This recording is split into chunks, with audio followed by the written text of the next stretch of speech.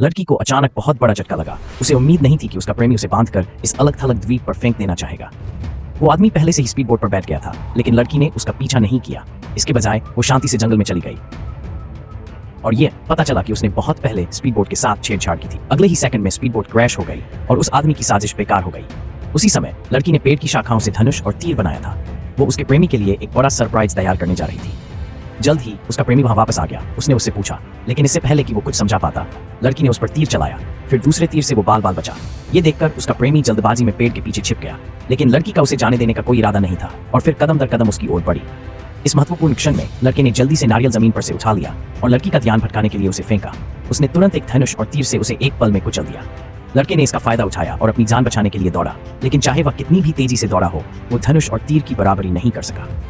प्रेमिका ने एक घातक प्रहार किया। सौभाग्य से टाइम पर लकड़ी को उठा लिया और मुश्किल से तीर को रोका।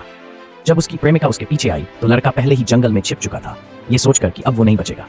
अगले दिन जब लड़की धनुष ठीक कर रही थी, वो प्रेमिका के पीछे से गया और जैसे ही वो कार्रवाई करने वाला था, अचानक एक जानवर की आवाज ने उसका ध्यान आकर्षित किया। फिर उस आदमी ने एक गहरी सांस ली और उस पर हमला करके ने तुरंत अपनी प्रेमिका को जमीन पर गिरा दिया।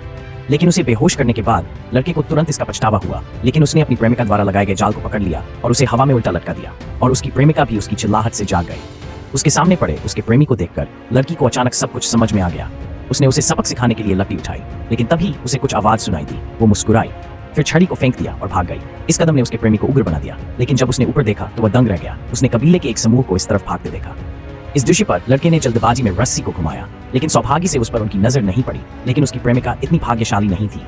उसने लोगों की 10 जनजातियों को पागलपन से उसका पीछा करते देखा और उन आदिवासी लोगों ने उसे घिरा हुआ था।